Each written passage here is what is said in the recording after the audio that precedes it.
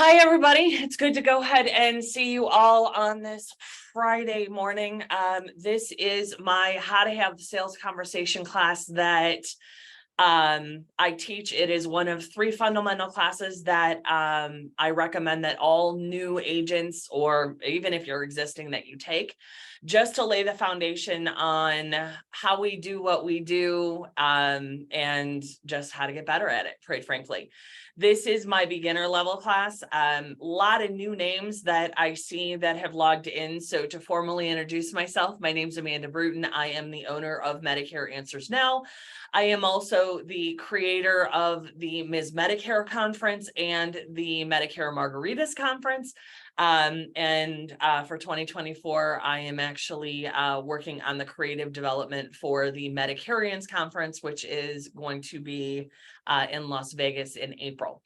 So we have 2 full hours today that we're going to go ahead and talk, and I'm going to go ahead and shoot a PowerPoint up in a minute as we go through all of this. Can you all hear me all right? Are we good as far as the sound goes? Perfect. I can hear Yes, you. everything's great. Yes. Sure. Okay, so most of you know I hate slide decks, so it's actually funny that I'm using one, but I've got to go ahead and use it just so that way, one, we stay on task, but then also so that way you have something to look at other than just stare into space and get bored. Again, for those of you that are new to the trainings that I do, I am pretty direct, which scares the hell out of most. But I find that most agents say, hey, give it to me straight. Let me know what I need to focus on and where, and then we're able to go from there. This class, because it is a beginner level class, I am going to go ahead and field questions as we go. I don't like the whole write your questions down and wait until the end, because there's never enough time at the end, because somebody usually never shuts up and runs out of time. For me, I'd rather address your questions because this is your time to talk with me about whatever. And the objective for me is to get you more solid with what you're doing. So moving into this, and there we go. Okay, because I'm going to have stragglers that come in. So what we're going to go through is that, so my more senior agents that are on the line, bear with me for the first 15 minutes or so. I've got to set a foundation. And then from there, I will build. That is typically how I teach, is that I level set so that everybody's on the same playing field, and then we move from there with the difficulty and the advance of the content. This particular slide deck you will be getting, it will probably be either later today or this weekend that I shoot it out. I actually have this class I'm teaching. I have another class to my downline teaching how to use the online tools, and then I have a how do you do sales events class, which starts at 2:00 today. If you want to join that one, you need to find the event on Facebook, and then you can register for that particular event. I want to say that we've got like 150 people registered for it. So a lot of cool stuff that we've got going on today, which is why I won't be able to send the deck out like the second that we get done with the call. So who am I? Medicare Answers Now is an FMO that is based out of Cleveland, Ohio. I've been doing this for 17 years. I'm known for the training and the coaching and the education that I do. Fundamentally, the coaching and the training is always free, because I believe that, well, if you want the training, you should be able to get access to good, solid training without having to pay a fortune for it. So I created an environment to do that. So that's basically it. The downline, we've got agents in 40 states currently, and I've got all the things. So that's just a little bit about who we are. We've been in existence for 3 years. However, I have been working in the insurance industry for 17, I am very active in our professional organization, which is NABIP, which is National Association of Benefit and Insurance Professionals, NABIP. Sorry, my coffee has not kicked in yet. Which you will hear me reference many times throughout this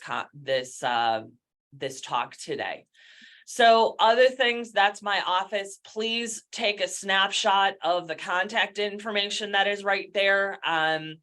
So that is my email address. The first number is, well, both of those numbers are the office line, and typically somebody's here from 9 to 6 answering phones or in the office.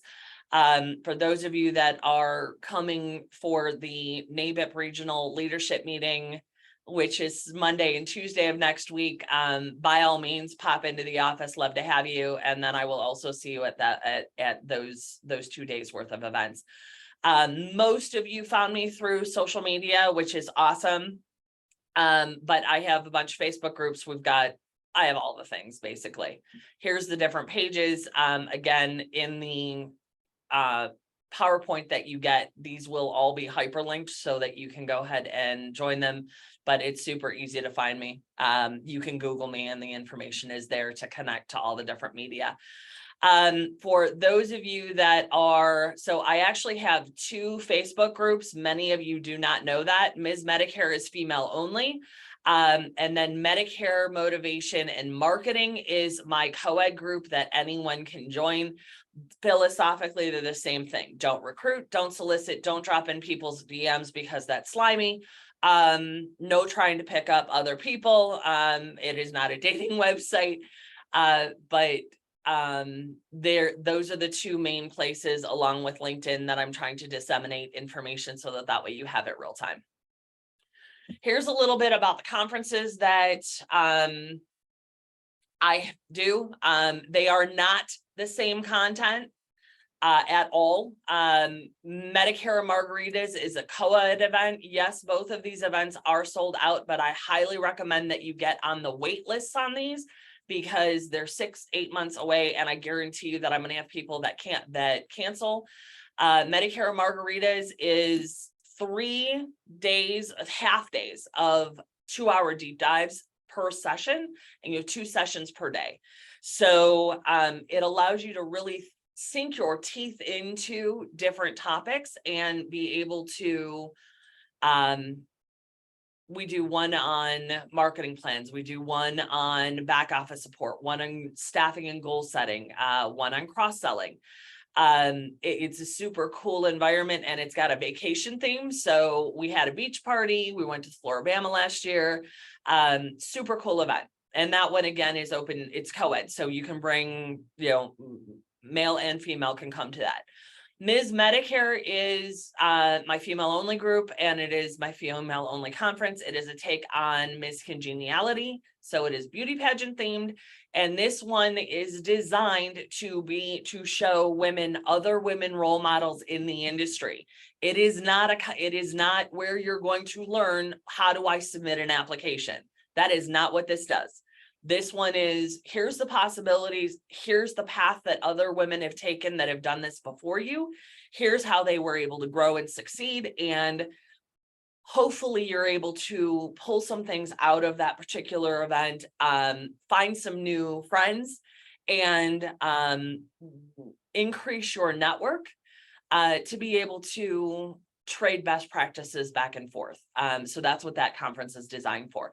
Medicarians is basically the who's who of Medicare that will be at that one. So you have carriers, you have government officials, you will have, or government organizations, you will have our professional organizations, you will have the carriers, you will have other key agents that have done mad things in the industry that will be there.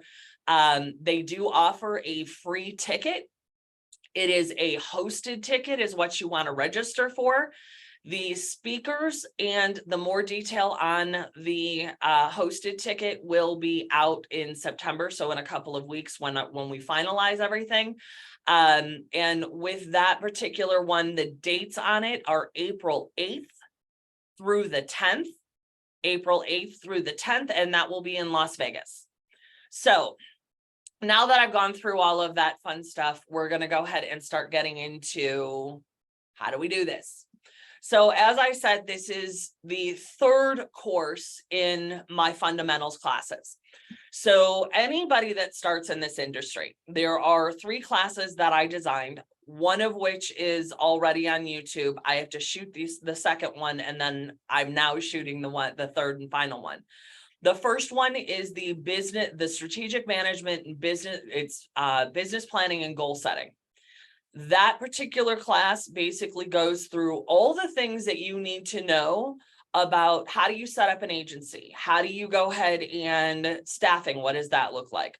What do you really need to take a look at when it comes to building a business plan?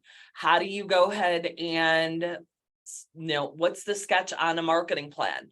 What is it that you need to have if you're looking at building a downline? What kind of money is involved in getting started in the industry? What kinds of certifications do you need? So the business planning and goal setting class is already out on YouTube. I regularly teach that class in first quarter. It is January, February, March is typically when I do that. I do that one the most frequent. And that class, it's going to go through the alphabet soup. So what's the difference between a GA, an MGA, an FMO, an NMO? How does somebody get overrides? All of that stuff. So that class you definitely want to take. If you haven't, I will, do I need to post the link, guys? Do you want me to post the links on that? Yes, please. Yes. Okay. So let me open up the chat thing then. Hold on one second. So if you go ahead, I'm going to just share my screen this way. So if you haven't been to my website, go to Medicare Answers Now, click into trainings and events, and go into the CE courses and the sales training. In here,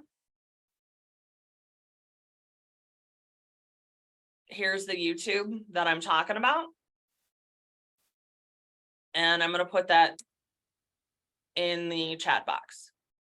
So that is the link to the fundamental one that we've got. The next one that you want to go ahead and the next class that I do after this one is the marketing class. So how do you build a marketing plan? There are way too many agents out there who have been told, or they look on Facebook or somewhere, or they talk to someone that says, you need to buy leads. You need to buy leads. You need to buy more leads. And that's how you are successful in this, is you smile and dial and you buy leads. And that's the only thing that you really need to do to be successful. And I am telling you, no. Those that are successful in this actually have a plan. They have a business plan, and they actually have a marketing plan inside that business plan. So the number 2 class that I do is the building and executing a marketing plan. I will get that out on the calendar sometime for September. I will probably set the date tomorrow when I come into work, and I will get that out all over social media and onto the events calendar so that way you guys have it. But that is my number 2 class, because you have to go ahead and build. If you're just doing activity to do activity with there being no logic or intent to what you're doing, you're going to spin your wheels. And let's face it, you are already overwhelmed. You are already to a point where it's like, what do I do next? And who the hell do I listen to? And how do I make this happen? So that's why these classes are built this way, is to, 1, manage the stress that you have, and 2, give you these fundamentals. Because what I found as a carrier rep is that there's a lot of people that aren't teaching this. So I'm going to, and the more that I teach that, and the more that I'm able to show you the way I'm doing this, then it allows you to go ahead and be able to breathe, and you have some direction to get to the goals that you ultimately have, right? So the third and final class is the one that you guys are having right now. This one started because for years, and I've been teaching this class now for 9 years now. And it is not the same as it was when I first started. It continues to change and evolve as I talk with thousands of agents across the country every year. And they share with me their best practices of how they sell and how they do things. And then this is now evolved. So this class is going to be three parts. It's going to be, what the hell do you do when somebody calls you or approaches you and says, hey, I'm looking for insurance? Then you're going to have the second piece of, well, okay, what the hell do you do when you actually sit face to face with them and have a conversation? And then the third and final piece is going to be, what do you do when you've actually sold the policy? What happens next, right? No one teaches that really, unless you are, and when you do your certifications, they tell you all the things that you cannot do. And nobody really, and you basically are scared to death because you're afraid of doing something wrong. I mean, how many of you are afraid of going ahead and violating some kind of compliance issue? Anybody? Yeah, I got a few of you that are going, yeah, I'm scared to death about this. So that's really where this is going ahead and this comes from. Is that I want to alleviate some of this stress for you guys to be able to do that. So that's how this class got created. And what I had done is I had said I used to have these conversations one-on-one with every agent that contacted me and said, hi, I'm now selling Anthem. Can you help me get started in the business? So I'd sit there, I'd have coffee with them, and I would tell them, hey, you know what? Okay, you're going to be overwhelmed. You're going to be overwhelmed. Medicare, your first year, it's oh my God, I am so overwhelmed. I feel like I'm drinking out of a fire hose. I don't know which end is up. I don't know who to look at, who to listen to, who not to. So I'm going to listen to all the things and try to get so much information because I need to know all of this and I don't feel like I know it. And then the second year, you're going to look at it and go, yeah, first year was a shit show. And well, okay, I made some mistakes, but this year I'm feeling better than I did last year. And I've got one AEP underneath my belt. So I'm able to be better at this. Third year you come in, you start catching your stride because now you have the experiences of the 2 years prior to be able to really hit this and move forward, which is great. So as I teach this or would teach this one-on-one and tell agents, Medicare is knowing where your resources are. This is not about memorization. And I'm going to say that again. Medicare is knowing where your resources are and who your trusted sources are. It is not about trying to memorize every damn thing that you find that is out there about Medicare. I am horrified at the level of misinformation that is out there. And just because somebody talks with conviction does not mean that they know what the hell they're saying. So please know that when you are working with somebody, whether it's a carrier rep, whether it's a call center rep, whether it is your mentor, your upline, me, whoever it is, if you go ahead and you ask a question and they go and answer it, and they do not provide to you the source of where that information comes, and it seems a little weird to you, you should have no problem with going, can you show me where you found that? Any good person, a mentor, or anybody that's good at this will never get offended by you saying, show me where you found that. Or I don't, that's new to me. I haven't heard that before. Can you show me where you got that? The person that gets defensive about that, one, they're unprofessional and they're an idiot. And I'll say, well, yeah, I'll flat out say it. They're an asshole. So that's where I have a problem. When you're looking at your mentors and when you are trying to source information, ask them to cite their source so that way you know that what you're getting is credible. It will help you. The other thing to note, there are a couple of reference guides that you guys need to have. The first one is, we all know that 2024 certifications are out right now, right? And everybody should be working or finalizing all of the carrier certifications as well as AHIP. The AHIP course, there are right now, there are 2 industry courses that fulfill the CMS basics requirement that is out there by CMS. You have the AHIP Medicare course and you have the NABIP Medicare course. Those 2 courses, NABIP is $100, AHIP is $125 if you go through a carrier. You must have that as the first part of your certifications for each year. So in order to sell anything for the 2024 year, and if you want to have it be ready by 10/1 to sell, you need to knock those out now. When you do your certification, it's specifically to the AHIP, what you're going to want to do is you are going to want to download the slides in each of the modules.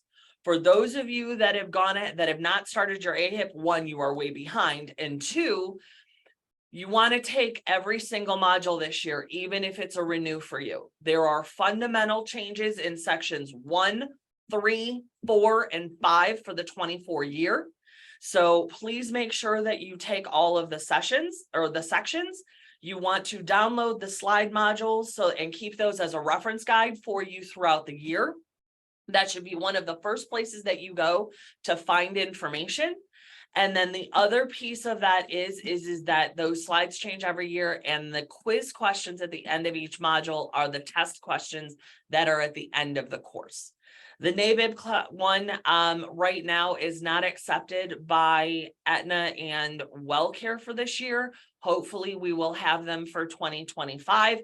But you do want to go ahead and, if you have the time, 1, it's great education. 2, it allows you to have a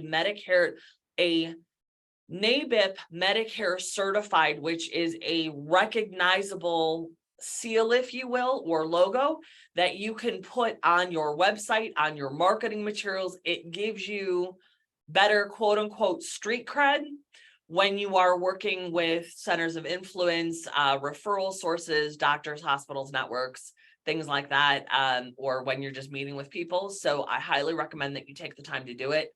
I am actually subsidizing the NABIP certification for agents. So instead of it being $100 this year, it is $25. I am personally going to pay if you take that the other half of your the dues for that for you. And the reason why is that's how much I think that this certification is worth your time. Most of you who have worked with me before know that I don't waste your time. I don't have time for that. And it's one where if it's fundamentally something that I'm using, or it's something that my high producers are using, I want you to know those best practices to get you better at what you're doing, because that's ultimately why you're on this call, right? So the next thing that I want to talk about is the Medicare calendar. So many of my new kids have no idea of what the hell that means. And they have no idea of why things are the way that they are in the industry and where you need to focus at each given month. And once you understand this calendar, then it becomes far easier for you to understand why things are the way that they are when it comes to the development of how the rollouts are done, right? So ideally January, February, March, you want to get in on that strategic management goal setting class. You want to look at what did you do well, what didn't you do well. The other thing that you want to do, and those of you that were at the Ms. Medicare conference, you heard me teach this before, but I am a big fan of baby notebooks, which I'm trying to find mine. I keep a minimum of 1 of these at my desk. They look like this. They're small little notebooks. And I have them for each of my conferences. So that's how I know that what each one is for. But I have one that I keep that starts for the 2024 plan year. And that notebook, I'm putting in all of my notes about, well, I had a hard time with this particular carrier's certification, or the website for ordering supplies for this other carrier was a problem child and I wish that it did this, or you know what, I didn't start my certification until September this year. And, that's how my anxiety went up, because I wasn't prepared for AEP. I want to put all of the things, the good, the bad, and the ugly, in that notebook. And the reason why you do that is come January, February, when you are assessing your business, you want to be able to come back and go, because you won't remember how you felt in July and August. Hell, some of you run like me, where I don't remember what happened last week when it came to how I felt or what I had to eat or how tired I was or anything like that. I want to journal that. And the reason why you want to do that is because January, February is when the carriers and the uplines come to you and say, give me your feedback. What worked well and what didn't. And you want to be able to provide them information about what actually worked and what didn't. You also want to figure out, okay, what do I want to be when I grow up? What do I need to focus on this year for my personal development or my agency development, and or both? And you want to be able to do that soul searching and put that together. Do you have the right staff in place? Do you have the right systems in place? Do I need to add additional carriers? Do I hate my upline because they didn't promise something and now I need to find a new one? Do I like who I have and now I need to get closer with them so that I can partner better and we can run at a faster clip? All of that needs to be figured out in January, February. And the reason why the carriers and the uplines ask for all your feedback about what went well and didn't during the past AEP is that CMS, Center for Medicare and Medicaid Services, issues out what is referred to as a call letter. Some of you have heard me teach this before. The call letter is the rules of engagement that the Advantage plans have to play by in order to go ahead and offer the plans that they do. It is a lovely document that is 700 plus pages long. And initially what happens is January, February, end of December, January, February, this document comes out. It is posted on the US Federal Registry, and it says all the rules that CMS thinks are great ideas for the upcoming plan year. So this January, they were proposing all the changes for this AEP. Those included bringing back the scope of appointment. It included going ahead and changing how the some of the programming for special needs plans. It changed max out of pockets. It changes how we market. There's multiple things, looking at bringing out a checklist again, changing how sales events and education events are done. All of that is proposed January, February in this call letter. So the carriers come out and the professional organizations come out and say, hey, this is what we think about this. We think that your ideas are great on certain things, and we think that this sucks that you want to add more regulation to us. And here's why. We think that it needs to be removed, or here's an alternate proposal for you of an idea of how to get to the same goal that you're trying to prevent, right? So CMS compiles all of this feedback from the industry, and it's typically submitted to CMS by the end of February. And then CMS reviews it. Now, when that happens, then they review it, and then they take a look at what they originally proposed, and they issue what is referred to as the final call letter. And that is typically issued March, April. It was issued April 5th of this year is when the final call letter came out. When that happens is that they again put it out on the Federal Registry. This year it was 742 pages long. A lot of fun reading, let me tell you. And there are people in this industry like me. NABIP has a group called hold on a minute, I got somebody on off mute. So NABIP has a professional organization that goes ahead and It's called the Medicare Advisory Group. It works and it submits the feedback about what we think that the agent community wants or doesn't want when it comes to this call letter. They also work with CMS. They work with various levels of Congress. They work with various levels of legislation to go ahead and submit and be your voice when it comes to those different topics. I am one of those people that is on that group. Danielle Kunkel-Roberts is another one. Don McFarland's another one. There's 15 of us that work on this on a monthly basis. So the final call letter comes out April, and it says, carriers, agents, these are your rules of engagement. So when this comes out, now the carriers have 2 months.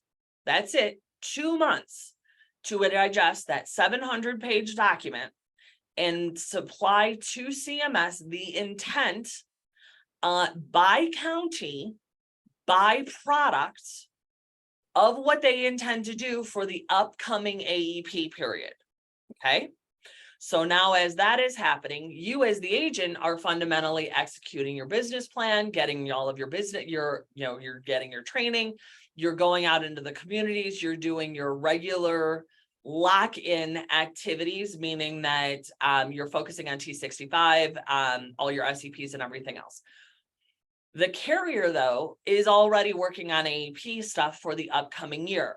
This is when in June, typically first week of June, is when all of that filing has to be submitted. And that filing has to be done for all of the carriers that are, or all of the products, Med Advantage and Part D, by county,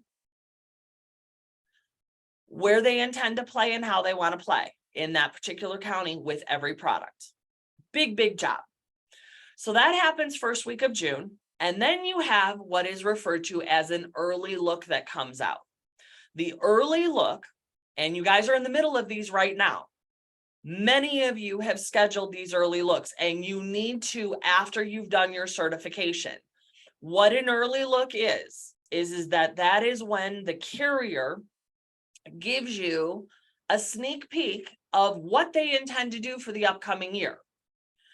Several people think that that is when you should be getting your product training, and it is not what that is for.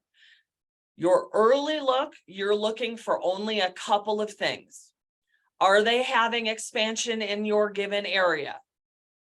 Are they taking plans away in your area? Then you want to look at, are they adding new products?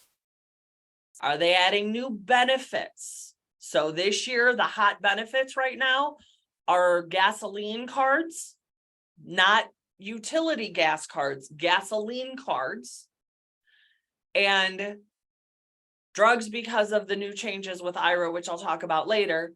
That is part of this, okay? But those are primarily the hot ones that are being discussed right now that are new in the market. So you want that when you go to your early looks. Are they adding acupuncture or massage or additional grocery benefits or over-the-counter, otherwise known as OTC benefits? That's what an early look is for, not the percentage of what that copay is, because the copays can and will change. The max out-of-pocket typically does not. So you want to mark out your max out-of-pockets, and you also want to learn network changes. And then do they have those main benefits? The main extra benefits being dental, vision, grocery, over the counter, OTC, utility, transportation. So, and you want to just mark, yes, it offers it, or no, it does not. And then fill it in later when you go into the actual product training. So the carrier submits this information in June to CMS, and there is a ping pong action that happens between June and the end of August. Between June and the end of August, that ping pong action between the carrier and CMS says, yes, we like what you've proposed, and they monitor how much money that the carrier is dumping back into the plan designs. Okay. So, and if there's something that changes, CMS comes back and goes, you can't do this. We need you to tweak out this benefit and adjust the copay, or we need you to spend more money in benefits regarding essentials, dental and vision, or hospital, or radiology, or whatever it may be. So the carrier comes back, makes the changes that CMS does, and this ping pong continues to happen. Typically by the end of August is when the CMS approved materials come out with all of the final changes, that then you have your traditional product rollouts that actually show you in stone what has happened. So your early look to recap is your ballpark idea of what's happening in the marketplace. And the reason why you go to that is to get an idea of where you need to focus your time when it comes to, if I have 3 new carriers in my county, I want to broadcast that and make that announcement and get very loud. If I have a service area reduction, I know that I need to spend 10-1 to 10-15 reaching out to all of my existing clients. There are certain things that you want to know to be able to allocate your time. AEP is all about time management and making sure that you're effective with it. We've spent a lot of time on this, guys.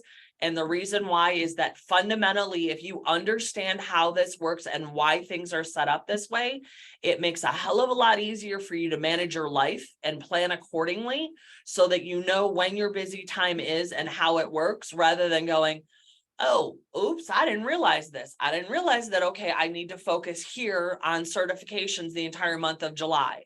I was going to go ahead and take that entire month off and not do a stitch of work at all and wait to take my certification in September. Because if I get it done, 2 days before 10-1, I should be fine. Now, my older people that are on this call are cringing, going, you're out of your damn mind. That is not possible.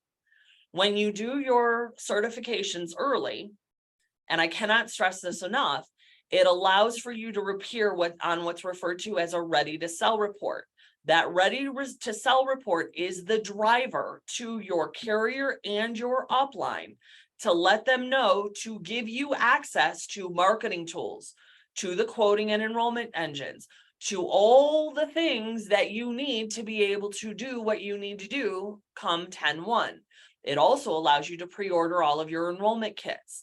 If you do face-to-face meetings, you should be handing your client a kit when you meet with them.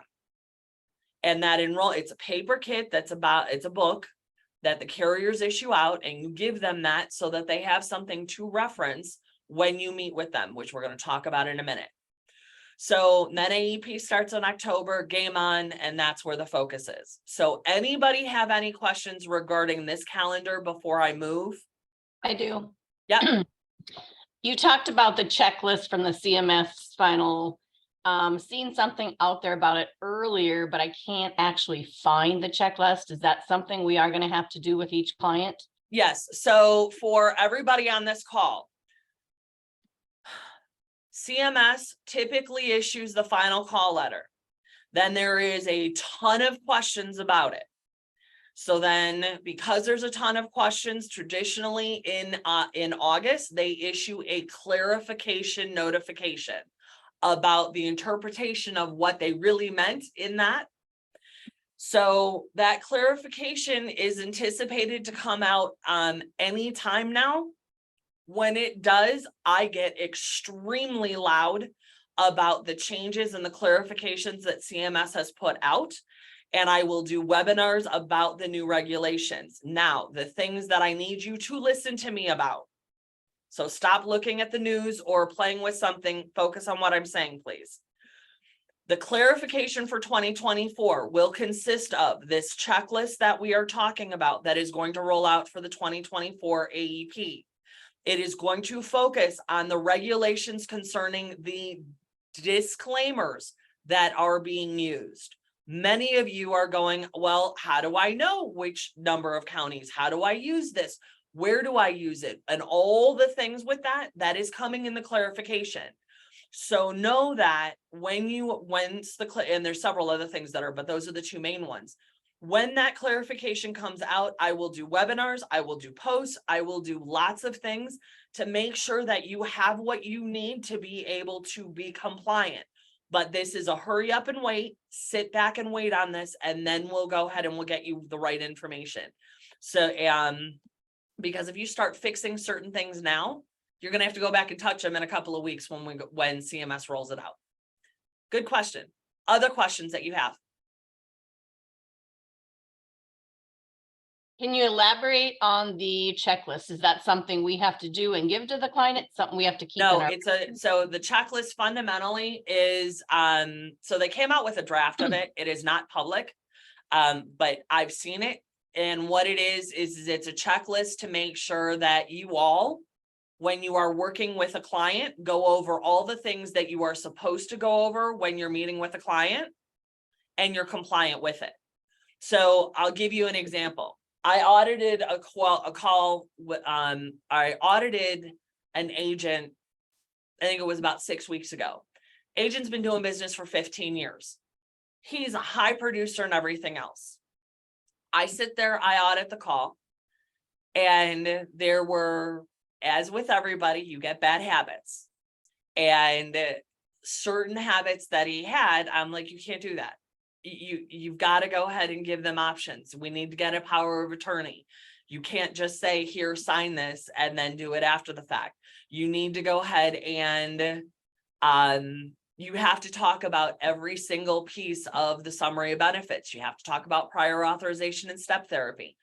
So the checklist is designed to make sure that you are covering all the things that you should be covering in a sales meeting or a sales appointment.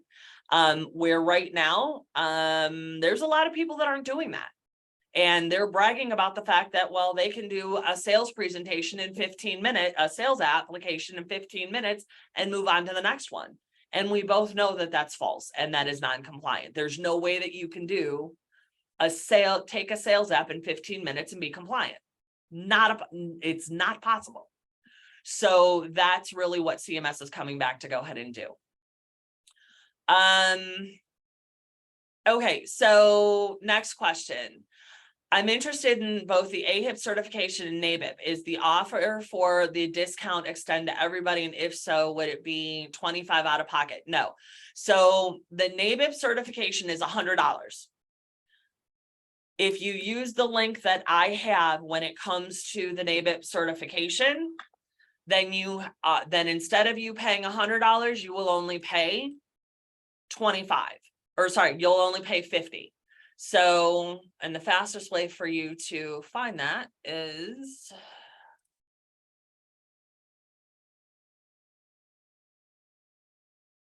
Don't we have to be in your group though? nope. I have extended this to the agent community. So you can't share that link. The only way that you get the ability to have that discount code is if you are in one of my 2 Facebook groups and you pull the link off of there, or you've gone to my website and pulled it from there. I do not want that in a mass email to everybody in the industry.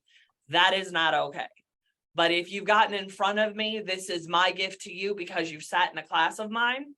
And it's something that I find that's super important that you should do. You do not have to be connected to me to do it. Does that make sense? Wow, thank you. Mm-hmm. So to reiterate with that, the reason why I do it is that there is some seriously good information that is in that NABIP training.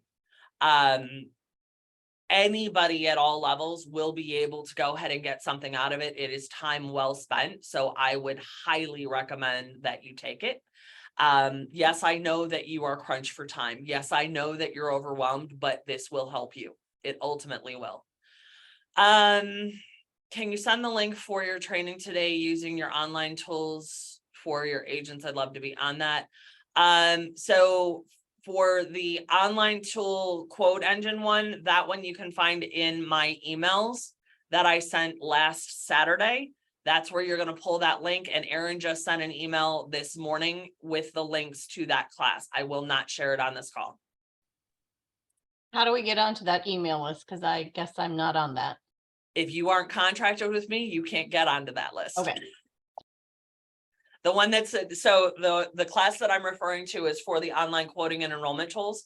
They wouldn't do you any good to take a class on that because you don't have access to it. But I've got at least 20 people that are on my that are in my downline on here. So, and it's one of the classes that I'm doing today. So, okay, so now we're going to get into the meat and potatoes of this. So let's start with the basics.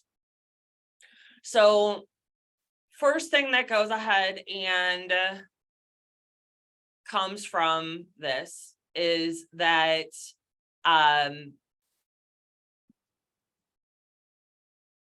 we're going to start with a mock conversation.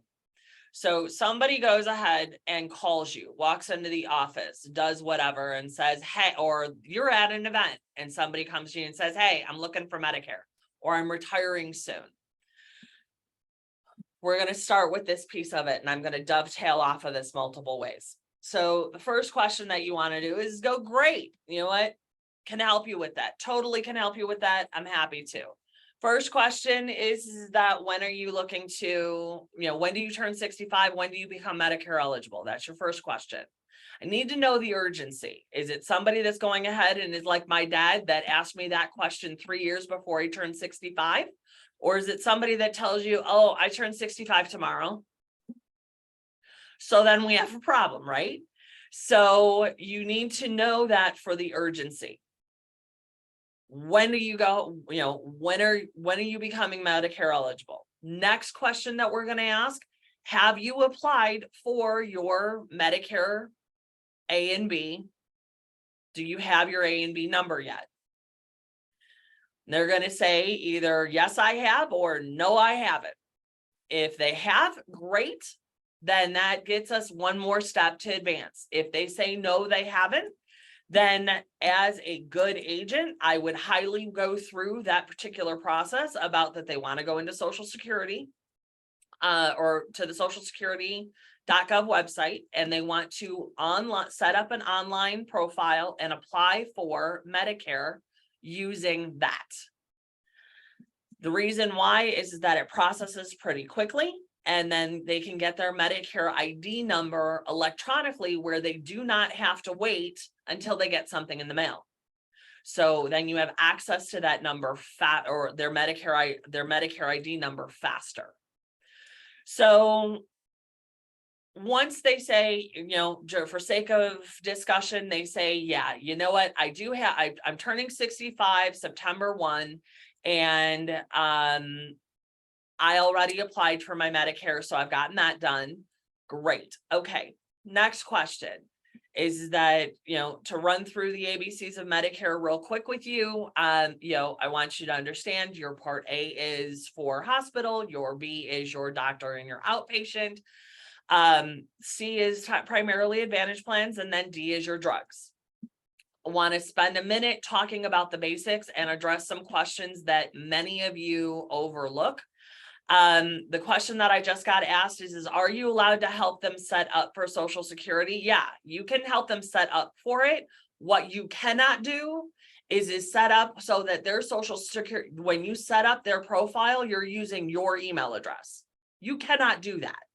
You cannot use your contact information for that senior's information. They have to have their own phone number. They have to have their own email address. They have to have their own address. It sounds stupid, but believe me, you have agents out there that do this type of stuff, and that is seriously wrong. So, but yes, you can go ahead and you can help them with it. That is not a problem. When we go ahead and we look at the parts of Medicare, fundamentally, these are certain things that are not in the training that you need to know. The first one is these copays that you see right here in the 2023 box. These typically change every year. They typically are announced after the November elections because seniors vote. The last thing you want to do is have a change to their benefits before the seniors go out and vote. So typically these change in first week, second week of November. Do not talk to your client and say, oh, well, it's supposed to do. XYZ. We think it's going to increase or it's going to lower or anything else.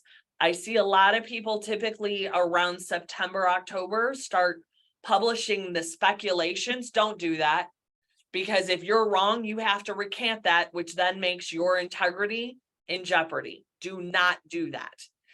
When it comes out, just like everything Medicare related, once I have something in stone, I will send that to you and post it all over social media, so that then, and cite my source, so that then you have a reliable thing to disseminate into your client base and out into the world. And this is something that you fundamentally want to do. The next thing that you need to know is Part B premiums. Part B premiums change based on income. So typically what I recommend that you do is that when you are working on, and that's referred to as IRMA,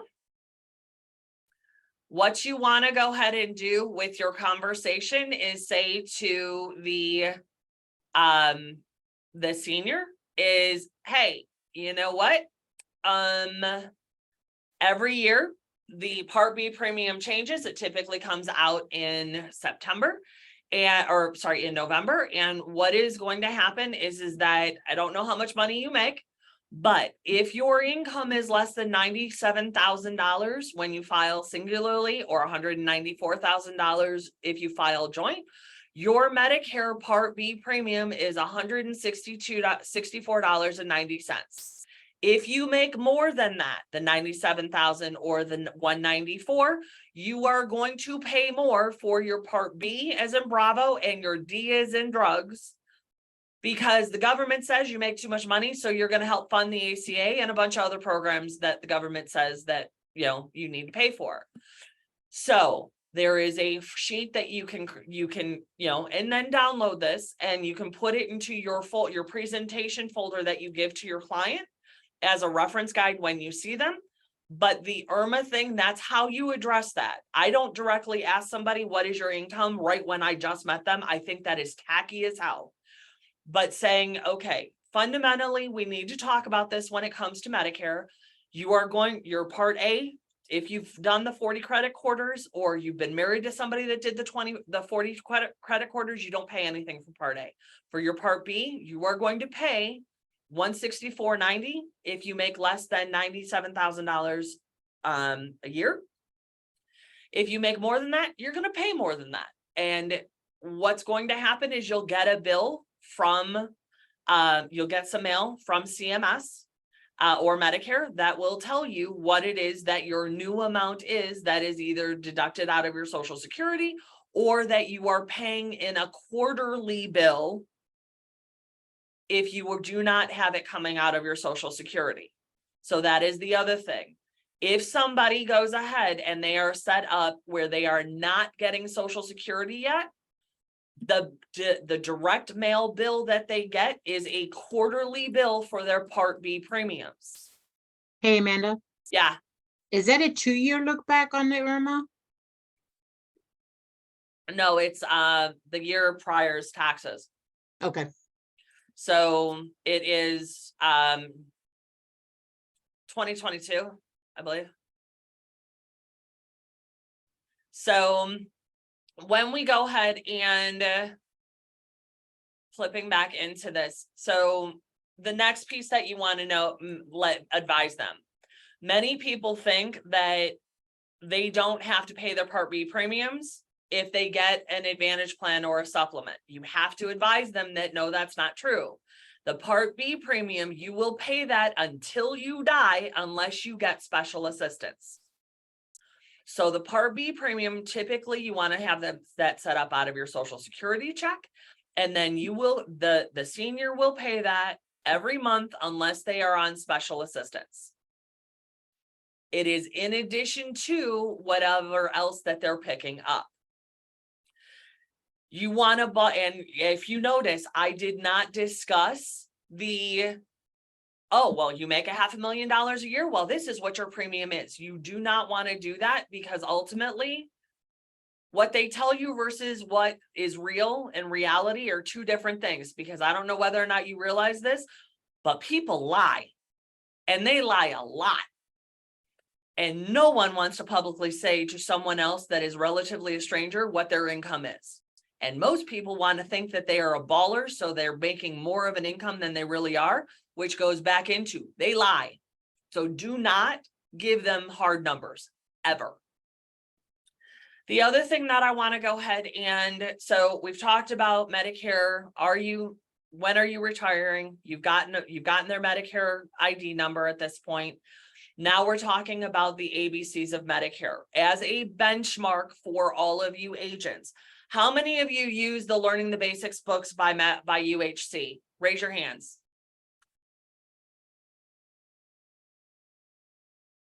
Okay, several of you that are new don't know what I'm talking about, and this is an education piece that is by far the best education piece that is out on the market that you should be using with your clients.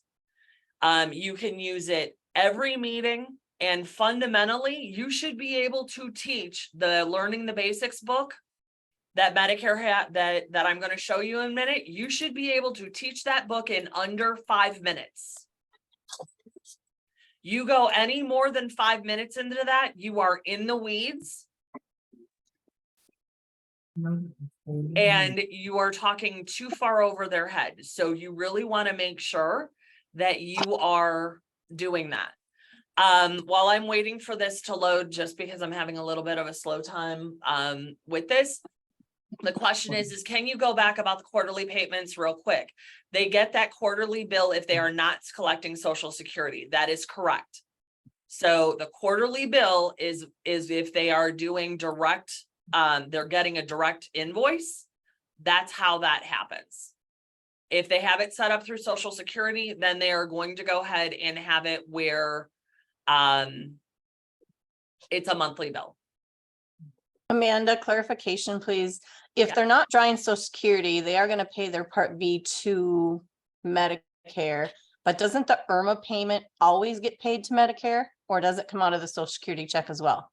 No, that way IRMA is a completely different ball of wax. So yes, that gets to Medicare as well. Thank you. But it's two different bills. Yes. When you have somebody that first starts, they're not going to automatically get the very first bill that it's going to show that they're on that higher bracket. They'll pay a lower one, then they'll get a letter that says, hey, wait a minute, we have you at a different rate. And then that's how that works. Okay, this is going super slow, which is. I think it's UHC because I tried to log in and follow along with you and I'm not able to get in either. Okay, think it's so their I'm site. going to then pull up the PDF so that way you can actually see it this way instead, because this is making me crazy. And I'm nuts enough, as most of you know. So this is what the Learning the Basics of Medicare book is. Every one of you needs to order this book. It is free. It is a 16-page pamphlet. It does not change. And basically what this book is this is how you break out the ABCs of Medicare with your client. I teach, again, you want to be able to go ahead and teach this book in under 5 minutes. So practice this until you go ahead and you do that. So the question is, but going back to the Part B premium, can they change to monthly payment if they want? Again, only if they are taking Social Security. The only way to get a monthly payment on their Part B premium is if they are doing the automatic withdrawal out of their Social Security. Otherwise, it is a quarterly payment, and that is the only option that they have. So this is the book that you want to go ahead and be able to use. It's super easy. I have been teaching using this book for years. It is the best thing out on the market for the ABCs of Medicare.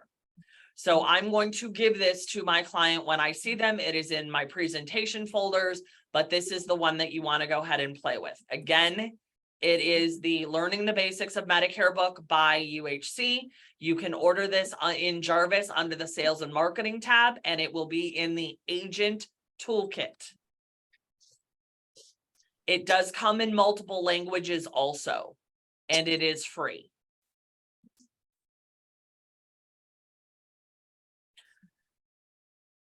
The books do not change every year, so you're fine. And you're good to go. Okay. Some of you do not understand what a direct bill is. A direct bill is an invoice.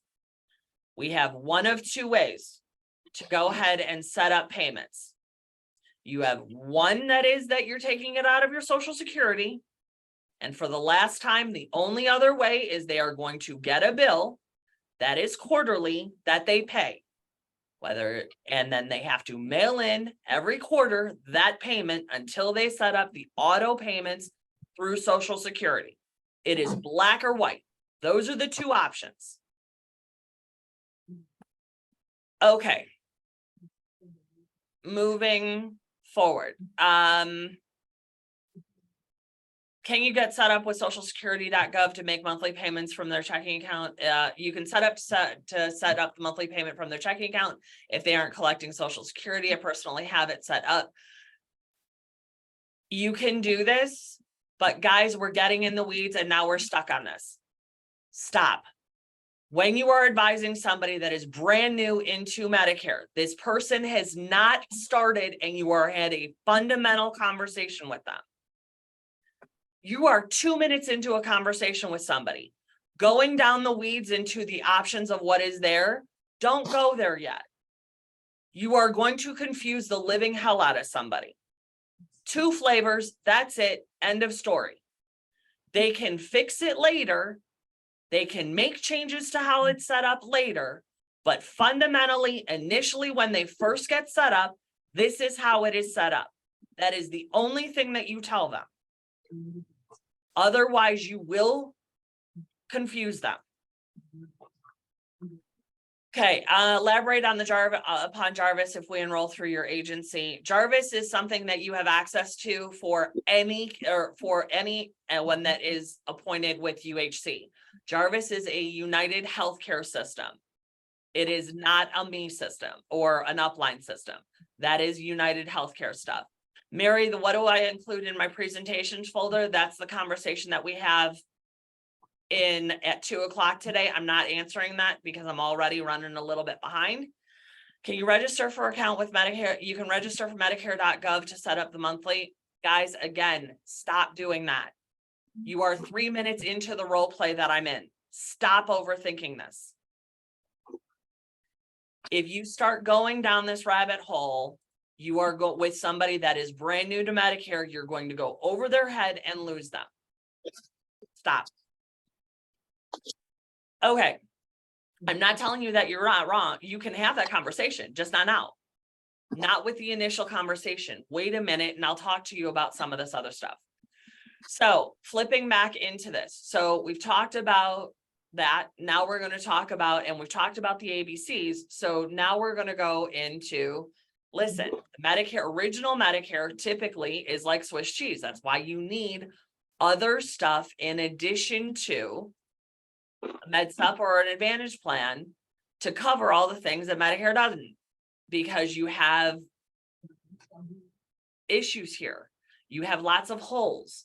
Every time that you go into the hospital, you have a $1,600 deductible if all you have is original Medicare. Every single time you go into the hospital, provided if it is not a readmit for the same issue within 60 days.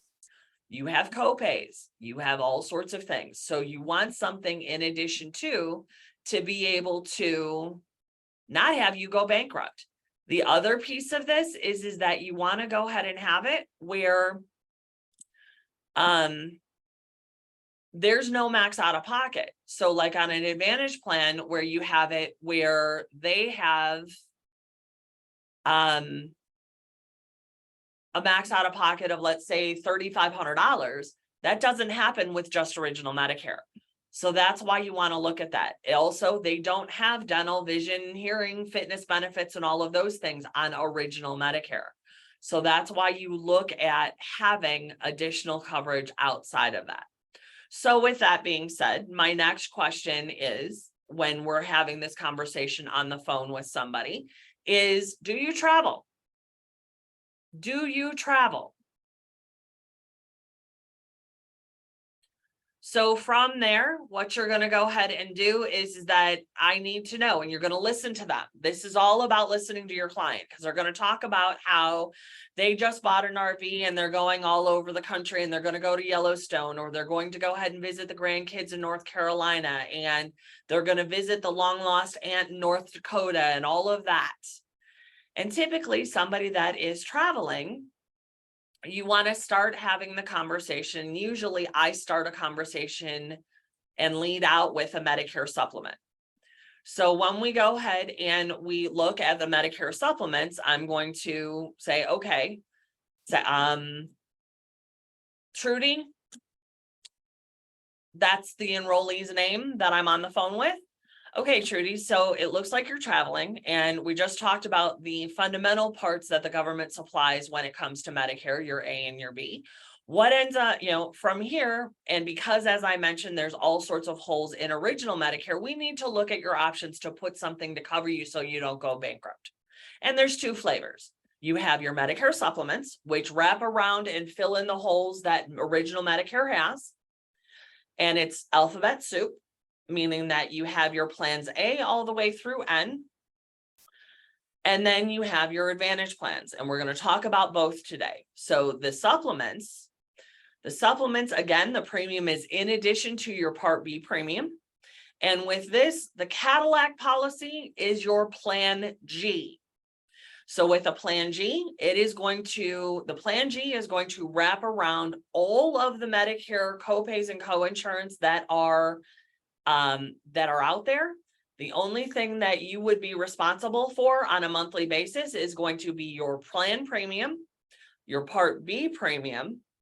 You need a drug card, which we'll talk about in a minute. And then you are going to have a Part B deductible, which you will be responsible for. But once you hit that Part B deductible, then everything is covered at 100%. That is Medicare, that is approved by Medicare. Typically with these plans, they're a little bit more expensive, but with them, you have the ability of flexibility. You don't have to worry about networks. You can go anywhere that you want that accepts Medicare and be treated without having to worry about, am I in network or am I out of network? With this type of plan, you don't have to worry about bills. So you don't have to worry about, can I come up with a $30 copay to go to the doctors? I go into the hospital. Can I come up with the $350 a day copay for going into the doctors? You don't have to worry about any of that. But if you don't use the benefit, you're still going to pay that standardized premium for a Plan G. Now, typically in your area, and I am going to off the cuff give a ballpark of what that premium is. And I'm going to say right now in your state, Trudy, the average premium for a Plan G is going to be $130 per month. Again, it is in addition to what you're paying for your Part B premium, and you will need a drug card, but that's what we're looking at as far as a premium goes. And I'm going to stop. She is going to do one of two things when she reacts. She is either going to go, oh my God, that is too expensive, I can't afford that. Or she's going to go, are you kidding me? I now am on an employer plan that I'm paying $300 a month for. I have an $8,000 deductible and I can barely use it. Sign me up. Where do I sign? At that point, if she's good with an advantage plan or with a supplement, then I'm going to go, okay, great. Then we're going to go ahead and I'm going to give you some more detail about how supplements work and what these are. And then we can move a little bit further down that supplement road. And again, I did a rough ballpark quote. It was a number. You see, I did not use anything in my system to go ahead and run a quote. It was just hey, this is the average premium. It could be more, it could be less, but this is about what it is. I'm going to explain that with Medicare supplements, you have a guaranteed issue when you turn 65. So then your medical underwriting does not come into play in any way, shape, or form at that point in time when somebody is new to Medicare. I'm going to explain that they can change their supplement at any time, provided that they have the ability of passing underwriting, or if they're in a state that has a guaranteed issue rule, because several states do, I think there's like 10 or 11 of them now that have guaranteed rules in place for med subs, then I'm going to advise and do the state specific. But the med sup play is whether you're sick or not, you're going to pay this premium, you're going to pay your Part B deductible, and then you're going to move on. If she comes back and she says, I like the idea of not having any network, but that premium is too expensive, I can't afford $130 a month, then I am going to notch down to a plan N as in Nancy. And I'm going to say, Trudy, okay, well, I understand that this is a little expensive. So what I would recommend doing is looking at a plan N. It gives you the flexibility of no network. However, there is a little bit of cost share. You are still going to have responsibility for the Part B deductible, but now you're going to have copays for doctor's visits and ER visits and a couple of other things. And the average premium for this, for a plan N, is, let's say, $80 a month. Does that work for you? And I'm going to stop a second time. If she says, well, that's more affordable to me, great. Then I'm going to go ahead and I'm going to stay in the med sup side of it. And then I'm going to get her drugs and I'm going to go down that road. If she comes back and she goes, still doesn't work for me, can we look at something else? Then I'm going to go into an advantage plan, which I'm going to go into next. Hold on a minute. So what resource do I use to give the ballpark amount for the prospects area? So when you are talking about med subs are a training that actually you really need more formal training on med subs, because as I'm finding, the industry really doesn't do a whole hell of a lot training on Medicare supplements. So there's a couple of things that I want to bring to your attention when it comes to the med sup arena. The first thing is that if you have not downloaded the Choosing a Medigap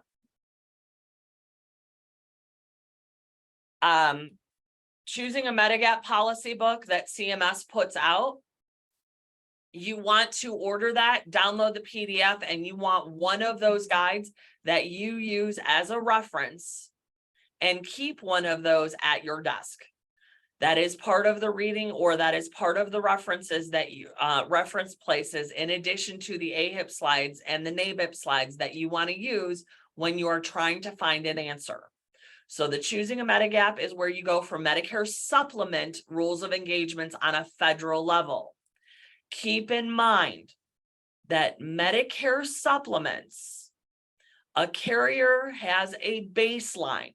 The Choosing a Medigap policy and the rules of engagement in the Choosing a Medigap policy book, those are the baseline. So there is a rule in there that says that if the beneficiary can have a guaranteed issue on a med sup if they have an involuntary loss of coverage, group coverage, meaning that they were terminated, they were downsized. That is an involuntary loss. Their spouse that was the employee died, so now they're getting kicked off of the plan. Those are all involuntary losses. When that happens, the Choosing a Medigap and the rule of engagement is that they had no control. The beneficiary has no control over it. So there is a guaranteed issue, which means Medicare underwriting or medical underwriting cannot come into play. There are carriers out, and it varies by state, where the carrier comes back and says, oh, well, but we'll take it whether it's voluntary or involuntary. So if that happens, where somebody just says, yeah, I'm on a group plan and it's too expensive and I just feel like I don't want to pay that anymore because I can go on a Medicare, it's a med sup, and I like that plan better. That is referred to as an involuntary loss, or sorry, that is a voluntary loss. And that, depending on the carrier, can be guaranteed issue or not. When you are trying to figure out who has that type of stuff on, makes those exceptions to the rule, that is going to vary by carrier. It's going to vary by state. How you get the answers to that are a couple of different places. You're going to find the answers out by going to asking your carrier rep, your upline, or you are going to some of the quoting tools like CSG have that information in them. So that's where you want to go to find it. When you are selling Medicare supplements, you do not sell on the cheapest thing out on the market. You sell on the persistency, the rate persistency. What that is you're selling, it's great if they've got a low ball rate initially, but that person that you put on that had a guaranteed issue, so they have, let's say, cancer in their background, there's no way that that person can change a plan and pass medical underwriting anywhere. So if you put somebody on a low ball rate with a carrier and you're like, well, it's the cheapest thing and it's a G's a G's a G, so it really doesn't matter. Oh, it does, because that carrier may end up having a low ball rate, but then they change their rates every 6 months. And those rate increases are 20, 30, 40%. And I've seen it. So that person that you put on that plan could theoretically have 3 different three price changes in a 12-month period of time at 20 to 40% a piece.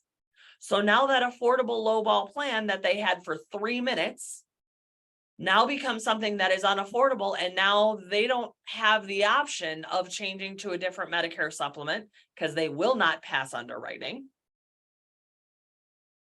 So the only other option that they have is either grin and bear it with the price that they have or go to an Advantage plan. So when you are choosing your supplements, you want to be very careful with the carriers that you choose. This is a whole separate training, guys, but this gives you enough for you to have the understanding of how these work and how this all does, okay? So moving into the Advantage plans. So the other flavor of plans that you have, which I have a question, so hold on a minute. Where do you find rate increase history for a carrier? You ask the carrier rep, you ask your upline, or you look at CSG. Any of those 3 will be able to tell you that. A good upline can tell you off the cuff what the rate increases have been over a period of time. Usually they will be able to give you a 3 to 5 year look back. So that's one flavor, is your supplements. The next flavor of plan that you have is your Advantage plans. Now, Advantage plans are the ones that you see all over the TV. Now, this is me talking to my client again. So the Advantage plans are the plans that you see all over the TV. It's the stuff that is inundating your mail, where you have a stack like this and you're like, what the hell is this? And I don't know which plan to choose from. These are the ones that have a network. So your Advantage plans are typically ones that the government has gone to the carrier and said, you do insurance better than we do. So tell you what, why don't we go ahead and administer, we will pay you to administer these benefits on behalf of us for the beneficiary. And the carrier says, okay, well, that's where the call letter comes into play, in that the government has said, here's your rules of engagement with how you set these plans up to administer them on our behalf. Advantage plans are equal to or better than original Medicare. By law, they must be equal to or better than original Medicare. Now, what ends up happening is that with an Advantage plan, these are the ones where you're going to have your copays and your co-insurance. They're typically the ones that you're going to see that have a 0 premium to them. They're the ones that you're going to have an HMO flavor and typically a PPO flavor. Your HMO is you only get benefits if you go to somebody in network for that given plan and that given carrier. Outside of if you have an emergency, emergencies are covered worldwide anywhere that you go. So even if you're in an HMO, if you were out traveling and you have a heart attack, you go to the closest hospital that you need to, and that claim will be covered. Whether it's in network or out of network, you do not have to worry about it. However, you need rehab after that heart attack and you're stabilized, that rehab must be in a in-network facility for those bills to be covered. Typically, richer benefits are on an HMO plan than they're going to be on a PPO plan because they have better cost containment because of the network, right? So that's your HMO flavors. Then you have your PPOs. Your PPOs allow you to get some portion of the claim paid, whether you are in network or out of network. Something's going to be paid if they are accepting Medicare. Okay. Typically with a PPO, you are going to possibly have a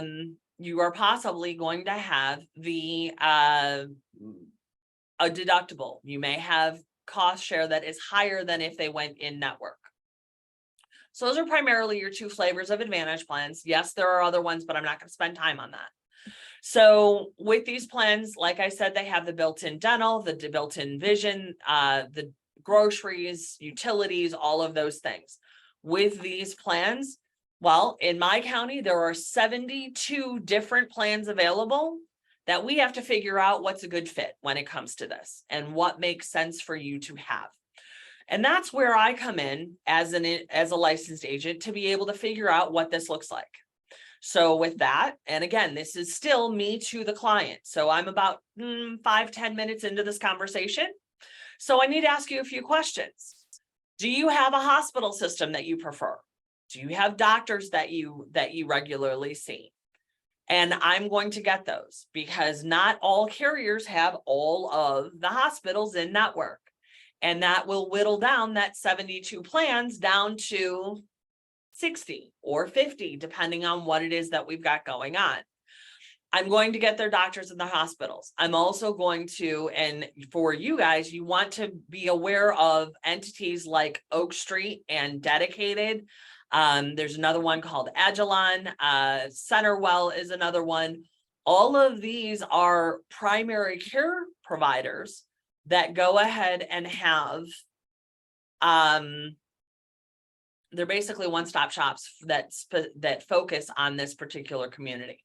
So you want to take a look at that and that is an option of somebody that is there. So the question is with an ER visit out of state and then up in surgery, hospital is out of network, does this still pay? If you went in through the ER and it is deemed an emergency, which is typically life-threatening, and in that case, because you ended up having surgery, it was an emergency, yes, it will be paid in network as that is done. So flipping into this, I've got their doctors. Then the next question is we need to figure out what the drugs look like. You cannot require somebody to give you their medication list. Let me say that again. You cannot require somebody to give you a drug list. What you say is that the drug costs can vary by carrier, by product, and by year. There can be a significant savings by all of these. So if you would like me to review your medications as I'm trying to find a plan, I'm happy to do so. You are walking into and pose that as a question so that it becomes a service that you are offering to help them find money, savings for their medications if they're on any when it comes to choosing a plan. When you do that, you got to have the name, the dosage, the form, and the frequency. So the dosage, that is is it a 5 milligram, a 5,000 milligram? The form, is it a capsule, tablet, solution, lotion, IV? What is it?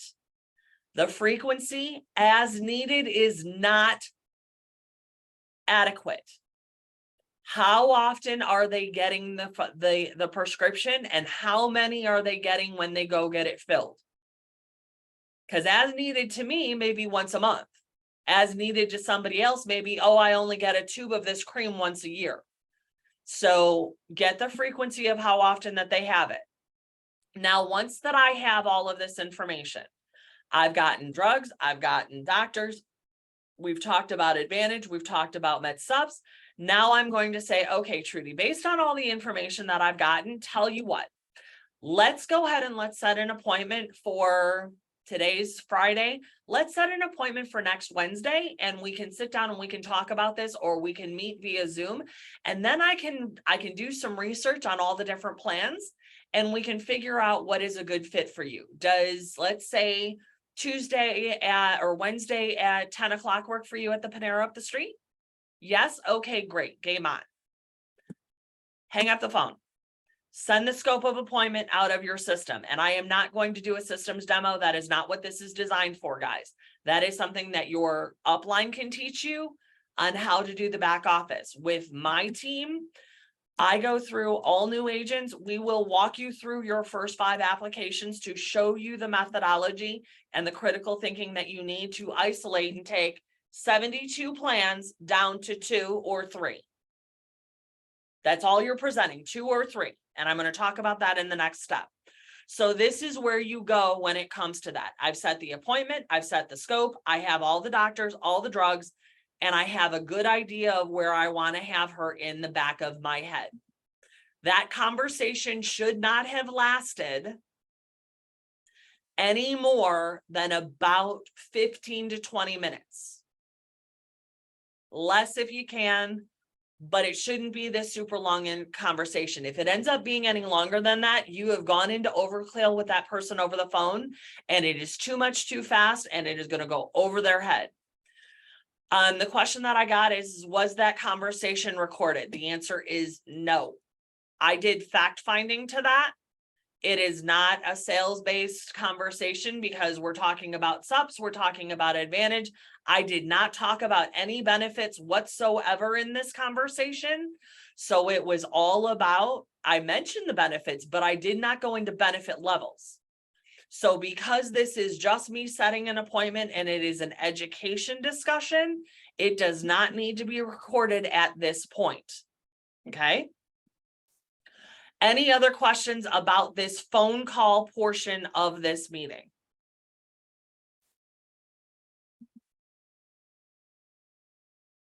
Okay, so now we go into Wednesday. We're actually sitting at the Panera. We've done our homework. We're figuring this out. So now what happens? Setting up the appointment does not need to be recorded. That is correct. Starting 10/1, it will not need to be recorded. So what ends up happening is that you need to, what you're doing at this point is now you hang up the phone and now you're not on the spot. I now have the weekend plus Monday, Tuesday. So I have 4 whole days to figure out what the hell I'm going to do with Trudy and where I'm going to put her plan, which plan I'm going to put her on, right? I can get with my mentor, I can get with my upline, I can get with somebody in my office to double check my work. You want to do this and be as accurate as you can, right? So from here, what we're going to go ahead and we're going to do is in those 4 days, you're going to figure out which plans am I going to propose to Trudy when I meet with her for coffee. So that's the behind the scenes piece of it. Now, when I go to meet with her, now we're actually at the next step. We're at step 2. So we are doing the actual appointment. She has been sent the scope of appointment via text to her cell phone or via email, or I'm going to go ahead and mail it out to her so that way she has it and she can bring it with her to her appointment. But I'm going to go ahead and get that done. Then what we're going to do is now we're actually on Wednesday and the actual appointment. So we're going to talk about, what do you bring? What do you say and hand out, and how all those things. So first thing that you want to go ahead and do is that, and again, we just talked about this. So someone asked, what do I bring in my folders? Here's a quick high level of what that looks like. So I'm going to print out the computer version of the options that I ran through my Smart Enroll system. I am going to pick 3 options. The 3 options that I pick are different carriers. Why do you do that? Because if you pick all the same carrier that you're presenting and you walk into that appointment and they go, I don't like that carrier, Now what are you going to do? And that's happened. I've actually had to take over appointments because somebody has gone ahead and been like, okay, well, but all I was going to present to you was Humana. What am I going to do now? Well, okay, let me jump real quick and let me figure something else out and have a plan B ready because this isn't working. So what you do is you're going to go ahead and pick 3 different carriers. You have your seat of the one that you recommend, and that's your lead. You have your backup number 1, which is, okay, if they hate my plan 1 because their brother, sister's mother had a claim problem and they swore that they would never use that company, or it's United and they hate the politics of AARP or something stupid or whatever it is, doesn't matter. If they don't like the plan that you lead out with, you always want to have in your briefcase the number 2 plan as an option. It also shows your value because now you've done the homework for that client. You've shown them your value. Listen, I've done this. I've looked at the 72 plans that are out here. Here's the 3 that I think we should look at. This one tends to be, the Anthem one tends to be the one that I think is a good fit for, a better fit for you out of the 3. But if this doesn't work, let's look at the plan 7 for United, and let's look at the Devoted plan. And here's the 3 different plans that we have that, I want us to take a look at. The computer printout that you have through your Sunfire or your My Health Plan, Smart Enroll, Medicare Center, or whatever it is you're using, that is a CMS approved document. You can give that to them. You cannot write the notes. We are dealing with seniors. You want them to write the notes, give them a pen, and have them follow along and take notes with you so that way they are writing. The senior or anyone will have higher comprehension and remember what you say if they take the notes rather than you do it for them. It's just like completing somebody else's homework. The jock in the football team is not going to remember or retain anything that you did because you thought he was cute and did his homework for him. He doesn't care. It's the same concept, guys. So you're walking in, you have a briefcase.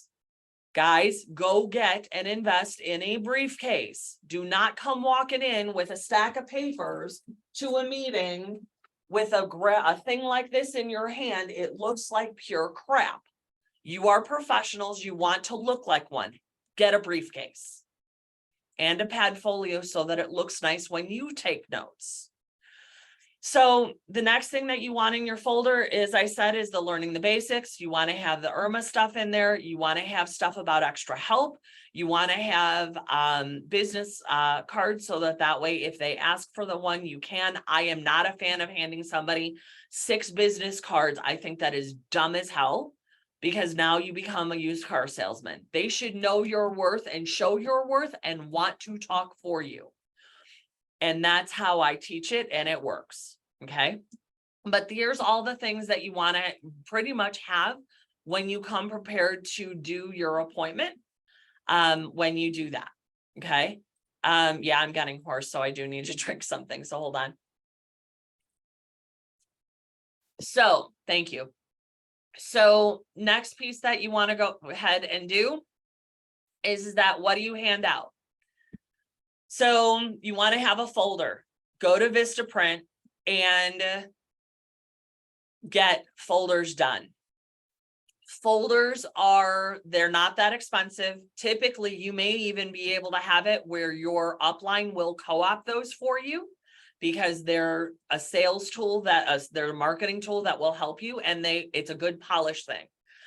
Guys, if you treat yourselves and think of yourself as a professional, everyone else in your community will do so as well. You treat this as a half-ass, I do this as a part-time gig, and you present that, no one in their right mind is going to take you seriously. So you have to have the optic that is there, and certain things like this you need. So when you go in to do the summary of benefits, so I've had the conversation with Trudy and we are looking at different plans. So the first thing that I want to go ahead and show you guys is these are referred to as plan highlight guides. Almost every carrier has these. You can download these at any given point in time in their systems for sales materials. This is Anthem's. So I can have this personalized with my name and my picture on it. They are free for you to use. The new ones will come out 10/1 for you to be able to order. And again, I highly recommend that you have these as collateral that you use when you're doing various sales events and when you do your meetings. So when I sit with Trudy, I'm going to bring this out and say, okay, Trudy, here are all the Anthem plans that are available in your market. Based on what it is that we talked about, I think that we need to look at this Prime Select plan we need to look at this Preferred Plus plan. Granted, it has a $25 premium, but it's got a max out of pocket of $3,400. What a max out of pocket is, and you need to go through this. What a max out of pocket is that is the most amount of money in a calendar year that you will be responsible for paying for medical treatment in network. After you hit that $3,400, everything medically, if you end up having to have more stuff happen, is going to be covered at 100%. Drugs is not included into that $3,400. This is just your medical side of it and your Part B medications, which is like your chemo meds. Okay. So this plan, just as a high level, it's got, a zero copay on your doctor, but it has enhanced dental because you had said that that was something that mattered to you. And you wear glasses, and you said that you needed to go get new ones. This one has a decent glasses benefit in this. How does this sound? If Trudy comes back and says, okay, we looked at this, we looked at a plan 1, we looked at the core plan. I agree with you. I like this plan. It's at this point, I am now going to whip out the actual enrollment kit that the carrier has. I'm going to hand it to her. I am going to hand her a branded pen, whether it's my agency information like this. They cost a whole 30 cents, 40 cents, depending on where you get them. Or I get the Anthem branded pens for free from my upliner, from my carrier rep, and I give her one of those. But I'm going to say, okay, I want you to follow along with me because we have to go through this summary of benefits when we do this. So at that point, I'm going to come back in here and I am going to, and of course I don't have one. I'm going to go and use an old year's one just because I need to do it for sake of time.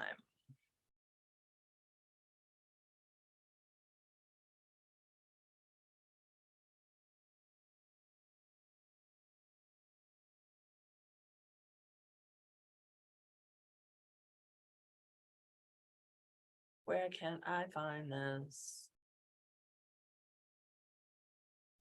Okay, we're not going to look there. We're going to go into my system then. Hold on a minute, guys.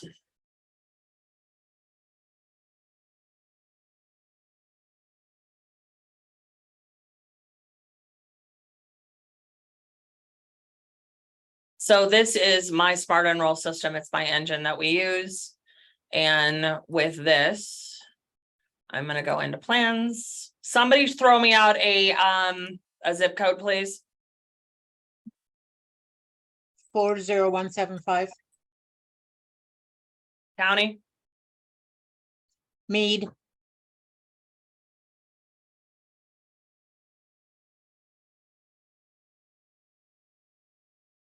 Okay, so this is going to pull everything that I need, and I am going to pull the Anthem ones because I'm going to keep on the same discussion that I was. And I am looking for, we're going to go with this MetaBlue Plus one because it's the closest thing to what it is that I was talking about. So I'm sitting with Trudy. I'm going to come into the plan details and I am going to scroll all the way down and I am going to pull the PDF of the summary of benefits. So we're going to come in here And you are required to go through with Trudy all of the stuff that is in here. So what I'm going to do is we're going to open up our hymnals to page summary of benefits. So now we're going to go through each of these different things. Your premium on this plan is $0. There's no deductible on it. Max out of pocket, as I was mentioning, on this particular plan is $4,800. When you go into the hospital, if you have to go, your first 7 days when you get admitted is going to be $295. 4 days, 1 to 7. In the event that you are in the hospital for 10 days, you're only going to pay that copay, that $295 for the first 7 days. And then after that, those next 3 days, you don't pay a thing. So you don't have to worry about that. And that $295 is going towards that $4,800 bucket that we were talking about when it comes to your medical treatment. When we look at the outpatient, this is for things like you have to go in for, a biopsy or something like that. Most amount that they're going to pay, and it's charged as outpatient hospital, it's going to cost you $275 for that particular procedure to have. I recommend that you do analogies or examples of every single one of these categories, guys. You are required to go through every single one of these and give an example as to what these mean, so that way it makes sense and they understand what their copays are and all of that. Once you get done with this, then you take the application, you thank them, and then you tell them what the next steps are going to be. Okay. So you're going to go through, ideally you want to bring your laptop so that you can do the enrollment electronically, but they have a copy of everything it's all right there as to what their coverage is, right? So from here, then I'm going to have the conversation with her. We enrolled her into that plan, and then we're going to go ahead and say, okay, now this plan is going to be effective because your birthday starts on your effective date starts in September. I want you to know that this plan is good for the rest of this calendar year. So we need to actually meet a second time in October to review and see if there are any changes in the plan that I'm looking at putting you on for the 2024 year. And every year that we go ahead and every October or every September, you're going to get a letter from me. And every October, we need to set up some quality time so that I can figure out whether or not the plan that you have makes sense for the needs that you have for the upcoming year. Because as you know, your medical conditions may change, your medications may change, the plan benefits may change, and we just need to take a look at that and basically do a checkup each fall to make sure that that happens. Now, for this plan for this year, starting in September, in a couple of days, typically about 14 days, you are going to get your welcome kit for Anthem. So with that, you're going to get, and all the other mail that you get, if it is from any company other than Anthem, I want you to throw it in the garbage. You no longer need it anymore. Anything that comes from Anthem from this day moving forward, I want you to go ahead and I want you to save it. And what we're going to go ahead and we're going to do is we are going to set up an appointment for after Labor Day. Let's meet for coffee again, or let's set up a phone call where I can talk to you now about how to actually use these benefits. And I can show you what it is, which cards are used for what, and how this all works. Because with your plan, as we talked about, you have grocery benefits, you've got an over-the-counter. You may want to go to the gym, and this has a silver sneakers benefit in it. And it also has, you said that we need to go ahead and get you dentures. So let's figure out how to make those dental appointments. And I'm going to have that appointment in the first week or second week in September to walk her through that. The reason why I do not do that when I take the application is you've already put her on overload with everything that you've said. That initial meeting for coffee to take the application should take about 45 minutes to do. If it takes any more than that, have it be a hi, how are you? meet with them, do the warm and fuzzies, all of that. But you want to do all the fine-tune stuff at the second install appointment. Make sense?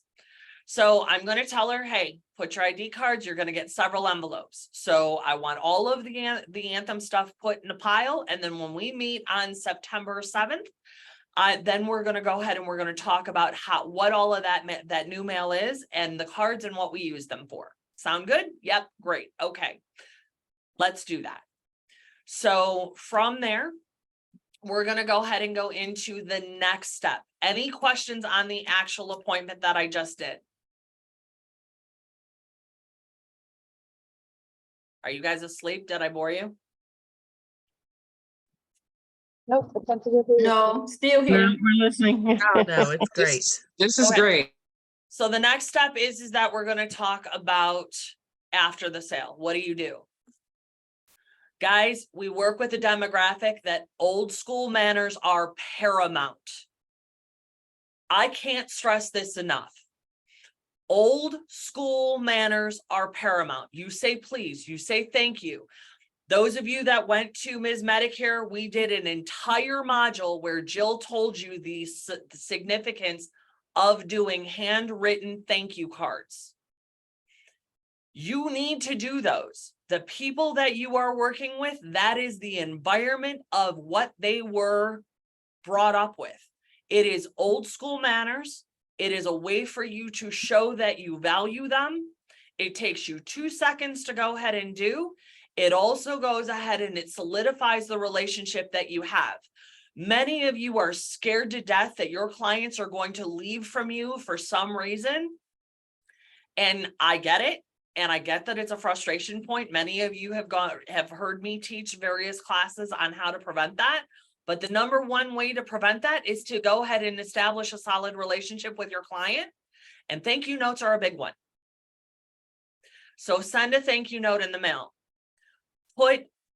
Because you have the application, mark when their birthday is and put it on your calendar so you send birthday cards. You want to touch that client a minimum of 3 times a year. Minimum.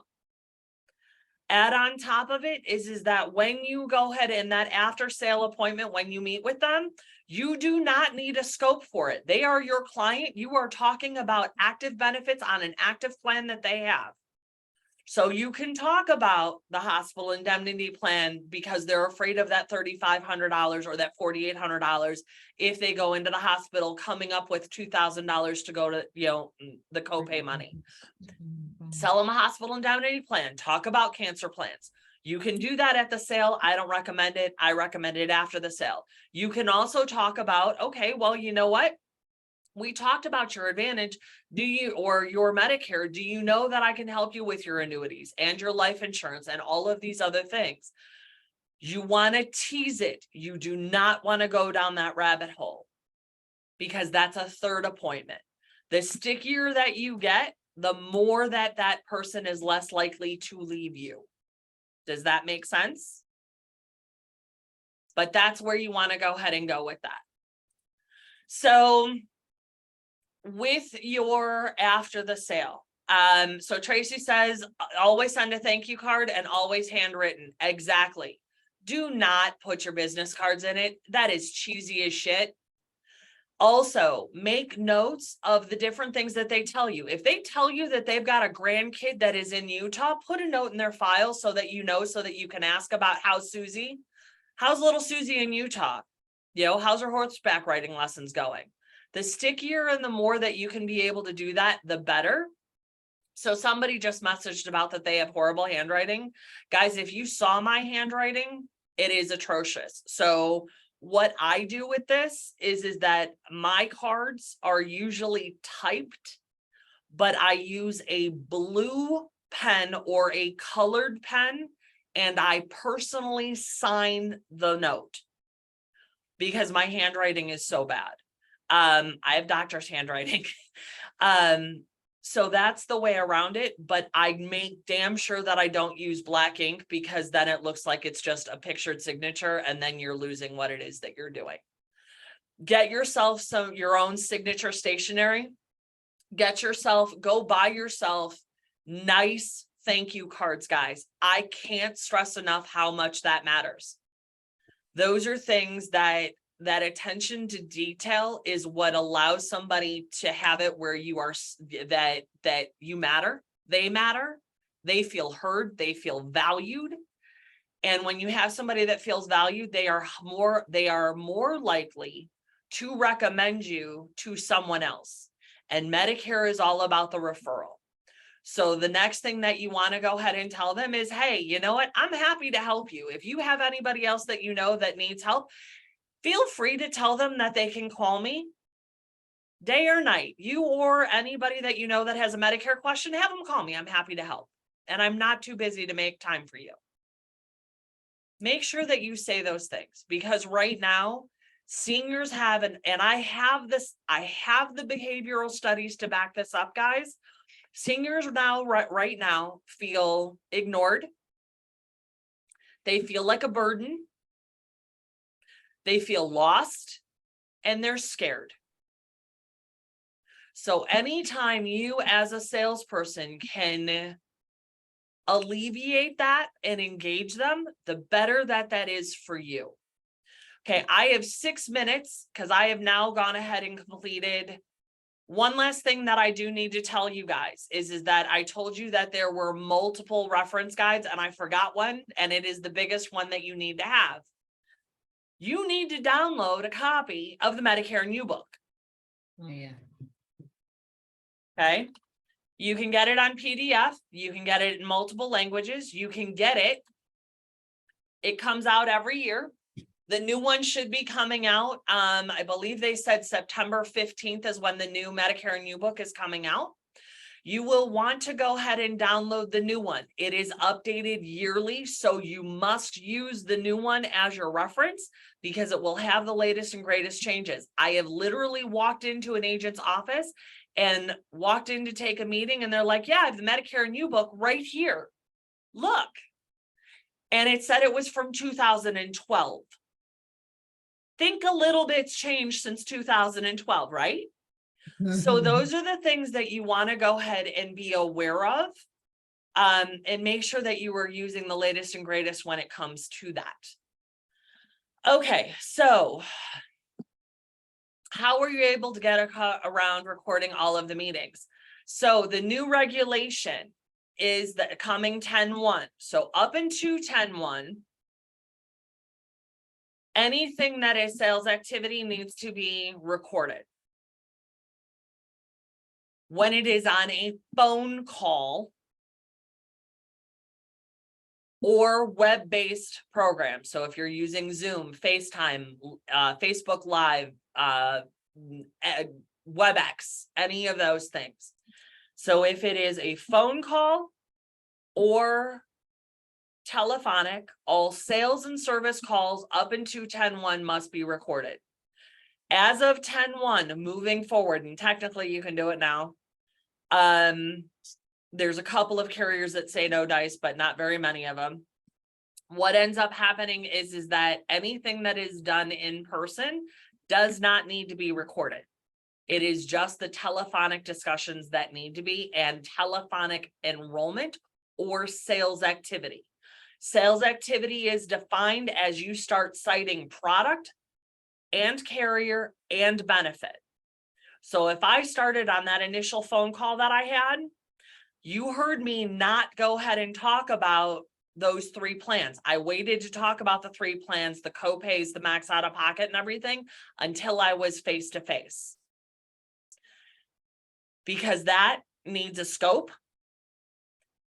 And we're talking about product. That's sales activity. What I did on the front end was all education. See the difference? Yes, that helps a lot. Thank you. You're welcome. Is it a bad day to also get a stack of birthday cards, meaning send them the same card each year? No, actually. So what you can do is go out, and Amazon has these. You can buy the accordion folders that are done by month or that have the 12 dividers in it. And then you can put and preload the birthday cards that need to go out each month. and put them in there so that as you take the applications, you've got the card already pre-filled out, and then you just stick them in the mail each month. I will also show you something super cool. I don't know whether or not you guys know this, but if you go to the USPS website,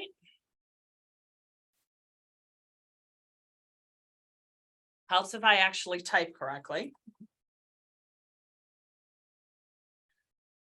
And I go into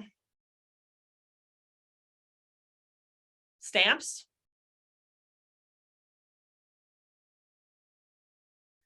I am a big person about using stamps that are unique and have some flavor to them. I don't like boring, just flag ones. I think that those are just boring, quite frankly. So all of my events, any mailer that I do has a unique, specifically chosen stamp to go with it because I'm a geek like that. So what I do is I'll show you. So you've got cars if you're into cars, you've got Robin Teft and my Space Geeks, they would be totally about the telescope ones.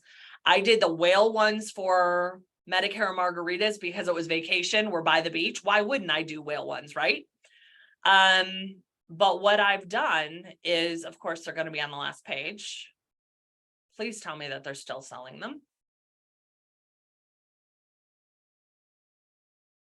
They are not. So they used to have happy birthday card stamps that you could buy. And it looks as though they pulled them off, but you have thank you stamps for your thank you cards. Granted, they're a little boring, but okay, fine. But I these use the celebrate ones, Celebrate. yep, these celebrate ones are super cool. What'd you say? That's what I was saying. I used to Celebrate for the T65s, and then I use the thank yous for my cards. I use like the US flags for, you know, if I'm sending out like Patriots Day or something, stuff like that for my veterans. So they have blue, Purple Heart ones for veterans as well. I don't know whether or not you saw those. Those are always a good one too, but they regularly change the stamps that are offered. So if you're a cat freak, which I know a lot of people are, you know, you can do the ones that have the cats on them. There's all sorts of different ones. They cost the same as the regular ones, so why not have some personality to them, right? I have Scooby-Doo ones, I have Sesame Street ones, I have Muppet ones. They just had Snoopy ones a couple of years ago. Those are all super ideas to go ahead and do. So you want to go ahead and do that. So Maureen says I use birthday stamps on birthday cards, which is always a best practice that you want to do. They may have the birthday stamps at at your local office, so you may want to go in there. Thanks, Erin. It makes sense. I do believe uplines allow you to use co-op for stamps. Yes, some uplines use co-op funding. Others give you free stamps. So it depends on what you got. Have the conversation. You'd be surprised at what your uplines offer if you just have the question. So other than that, we are at time. So did this help you guys at all? Definitely. Yes, thank you very Absolutely. much. You did. Thank- Absolutely. It was great. Yes. Thank you Yes, so definitely. much. I'm So- gonna Thank be you. this was helpful. Thank you so much. I Thank am glad that it helped you. We are recording this. So once I'm able to upload this recording, I will get it out on YouTube so that you guys have a replay. I would highly recommend that you watch this again if you need to, because I know I went pretty quick. I will also be out on my Facebook or on all of my Facebook groups. It will also be on my website shortly, and you can subscribe to my YouTube channel as well. What I am going to ask all of you is, if you liked my content, can you please tell a friend? Can you get them so that you recommend them to follow me on Facebook, follow me on social media, follow me on YouTube, get into my Facebook groups? I offer a world of content. And as I am on a mission to change the stereotype of what we do and to help as many seniors and help as many agents grow and achieve your dreams as possible, the more people that I can help, that I can get on their radar to say, hey, I can help you with this, the better that is, because it's more rewarding for me. So with that, I am going to close this. Thank you so much for attending. I hope that you found it informative. I hope that you attend something else that I do later, whether it's an in-person meeting or my next webinar, which is at 2:00 today. If you are interested in the Stop the Madness Unsolicited Sales Call training that I have, that training is next Friday, August 11th.